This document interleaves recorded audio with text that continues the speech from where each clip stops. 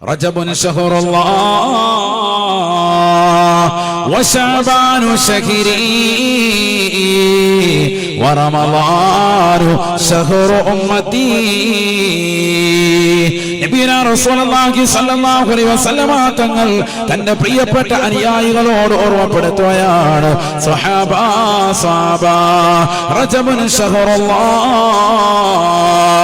പവിത്രമായ റജബ് മാസം യുദ്ധം നിഷിദ്ധമാക്കപ്പെട്ടതാകുന്ന മാസമാണ്.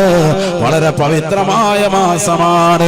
ജാഹിലിയ്യ കാലഘട്ടം മുതൽ തന്നെ ഏറ്റവും ശ്രേഷ്ഠമായി കണക്കാക്കിയിരുന്ന മാസമാണ് പവിത്രമായ റജബ് മാസം എന്ന് അറിയണേ. ആ പവിത്രമായ റജബ് മാസം അല്ലാഹുവിന്റെ മാസമാണ്. വശഅബാനു ശഹരി, പവിത്രമായ ശഅബാൻ മാസം അത് എന്റെ മാസമാണെന്ന് നബിയുനാ റസൂലുള്ളാഹി. വറമളാനു ശഹറു ഉമ്മത്തി, പവിത്രമായ റമളാൻ മാസം എന്റെ സമുദായത്തിന്റെ മാസമാണെന്നും നബിയുനാ റസൂലുള്ളാഹി.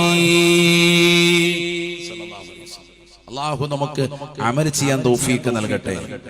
അപ്പൊ റമളാനിനെ വരവേറ്റുകൊണ്ടുള്ള വളരെ ശ്രേഷ്ഠമായ ഒരു മാസമാണ്. ഒരു വിഷയത്തിലേക്ക് നമ്മൾ ഇറങ്ങുമ്പോൾ വളരെ ശ്രദ്ധയോടുകൂടി തന്നെ വളരെ സാവധാനത്തിലായിരിക്കണം. എന്നാൽ വളരെ ക്രിയാത്മകമാകണം, വൃത്തിയാകണം. അതിനുവേണ്ടി ഒരുങ്ങി തയ്യാറാകാൻ വേണ്ടിയിട്ടാണ് അള്ളാഹു നമുക്ക് റജബ് ശഅബാൻ 2 മാസങ്ങൾ റമളാന് മുമ്പ് തന്നിരിക്കുന്നത്. ബഹുമാനപ്പെട്ട അബൂബക്കറുൽ വറാഖ് റളിയല്ലാഹു അൻഹു ഓർമ്മപ്പെടുത്തുകയാണ്, പരിശുദ്ധമാക്കപ്പെട്ടതാകുന്ന റജബ് മാസം എന്ന് പറയുന്നത് റജബുൻ ശഹറുൽ ലിസ്സറ, വിത്ത് ഇറക്കാനുള്ളതാകുന്ന കൃഷിയുടെ മാസമാണ്.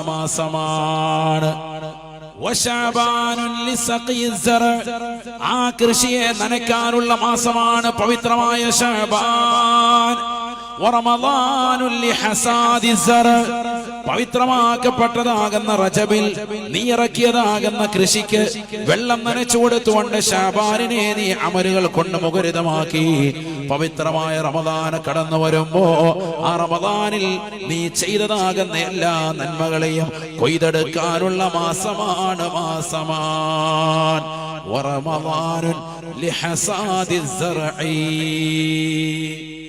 നീ റജബിൽ ഇറക്കിയതാകുന്ന വിത്തുകൾക്ക് നനച്ച് ശഅബാനിലൂടെ നനച്ച് ആ മനോഹരമാകുന്ന വിത്ത് പന്തലിച്ച് അതിന്റെ ഫലങ്ങളെ കൊയ്തെടുക്കാനുള്ളതാകുന്ന മാസമാണ് പവിത്രമാക്കപ്പെട്ടതായ റമദാൻ എത്തുമ്പോഴത്തേക്കും എല്ലാത്തിനും ഒരു ഊടുംപാവും എത്തിച്ചേരണം. അതാണ് ഒരുങ്ങ എന്ന് പറഞ്ഞത്. റജബ് എന്ന വാക്ക് പിടിക്കപ്പെട്ടത് തർജീബ് എന്ന മൂലപദത്തിൽ നിന്നാണ്. ഒരുങ്ങി തയ്യാറാവുക എന്നുകൂടി അതിനർത്ഥമുണ്ട്. അല്ലാഹു തൗഫീഖ് നസീബാക്കട്ടെ. അല്ലാഹു തൗഫീഖ് നൽകട്ടെ. അല്ലാഹുവേ, ഞങ്ങൾക്ക് റമദാനിന് വേണ്ടി ഒരുങ്ങി തയ്യാറാകാൻ തൗഫീഖ് നൽകണേ അല്ലാഹ്. പരിശുദ്ധമായ ഖുർആനിലൂടെ അല്ലാഹു സുബ്ഹാനഹു വ തആല ഓർമ്മപ്പെടുത്തുകയാണ്. അല്ലാഹു സുബ്ഹാനഹു വ തആല ആകാശഭൂമികളെ സൃഷ്ടിച്ചത് 6 ദിവസങ്ങൾ കൊണ്ടാണ്. അല്ലാഹു അല്ലദീ ഖലഖസ് സമാവാതി വൽ അർള ഫീ 6 അയ്യാം ثم استوى على العرش. അല്ലാഹു സുബ്ഹാനഹു വ തആല ആകാശഭൂമികളെ സൃഷ്ടിച്ചത് 6 ദിവസങ്ങൾ കൊണ്ടാണെന്ന് വിശുദ്ധമായ ഖുർആൻ. എന്തിനാ അല്ലാഹു 6 ദിവസം എടുത്തത്? മനസ്സിലാക്കണം. അല്ലാഹു ആരാ? إذا أراد شيئا أن يقول له كن فيكون. അല്ലാഹു സുബ്ഹാനഹു വ തആല ഒരു വിഷയം നടക്കണമെന്നവൻ ചിന്തിച്ചാൽ സെക്കൻഡ് വൈകുന്നെന്ന ഒരു വാക്ക് പോലും പറയേണ്ടതില്ല. അതിനു മുമ്പ് അത് ഉണ്ടാവുകയാണ്, അത് പരിപൂർണമായി ഉണ്ടാവുകയാണ്. കുന്നെന്ന് പറയുന്ന ഒരു സ്വിച്ച് മാത്രം മതി പടച്ച റബ്ബിന് ആകാശഭൂമികളെ സൃഷ്ടിക്കാൻ. എന്നിട്ടും അല്ലാഹു സുബ്ഹാനഹു വ തആല അല്ലാഹുല്ലദീ ഖലഖസ് സമാവാതി വൽ അർള ഫീ 6 അയ്യാം, 6 ദിവസങ്ങൾ കൊണ്ടാണ് അല്ലാഹു ആകാശഭൂമികളെ സൃഷ്ടിച്ചത്. എന്തിനാണ്? ഒരുങ്ങി തയ്യാറാവലാണ്. പറഞ്ഞു ഒരുങ്ങണം അതിനു വേണ്ടിയിട്ടാണ്. നമ്മളൊരു വീട് വെക്കുന്നതിനൊക്കെ അള്ളാഹു പഠിപ്പിച്ചു തരാം.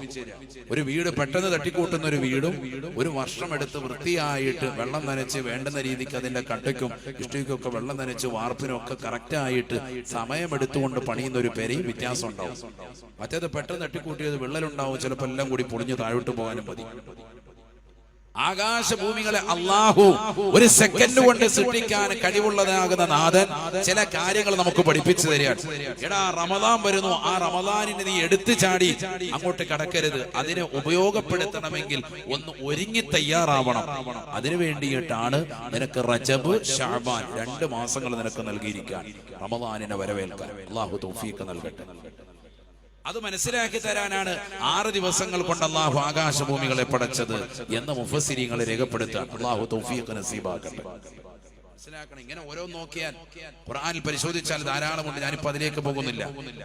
അപ്പൊ റമദാനിനെ ശരിക്ക് വരവേൽക്കണം. അള്ളാഹു തൗഫീഖ് നസീബാക്കട്ടെ. ഒരുങ്ങി തയ്യാറാവണം. അപ്പൊ വീടും പരിസരവും വസ്ത്രവും എല്ലാ കാര്യങ്ങളും ശരിയാക്കി എല്ലാ തെറ്റുകുറ്റങ്ങളിൽ നിന്നും നീ ഒഴിവായി നിൽക്കണം. അതാണ് മെയിൻ, ഏറ്റവും മർമ്മപ്രധാനം അതാണ്. റജബ് മാസം വന്നാൽ ഫലാ തളിലിമു ഫീഹിന്ന അൻഫുസകും, നിങ്ങൾ നിങ്ങളുടെ സ്വന്തത്തോട് അക്രമം ചെയ്യാൻ പാടില്ല എന്ന് പറഞ്ഞാൽ ഒരു നിലയ്ക്കുമുള്ള തെറ്റും നിങ്ങൾ ഏർപ്പെടാൻ പാടില്ല.